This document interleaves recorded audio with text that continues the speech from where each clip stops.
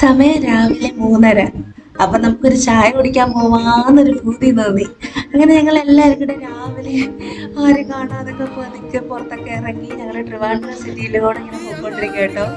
രാത്രിയിൽ ട്രിവാൻഡ്രം സിറ്റി കാണാൻ എങ്ങനെ ഇരിക്കും നിങ്ങൾക്ക് അറിയാമോ? അതൊന്ന് എക്സ്പീരിയൻസ് തന്നെ ചെയ്ത് നോക്കണം കേട്ടോ.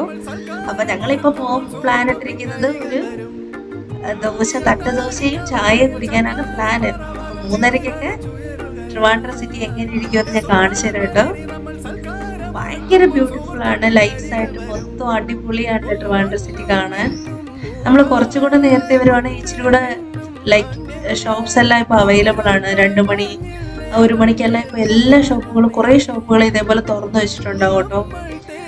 എന്തായാലും ഞങ്ങളിപ്പോ പോകുന്നത് കുമാർ കഫേയിലോട്ടാണ് കേട്ടോ.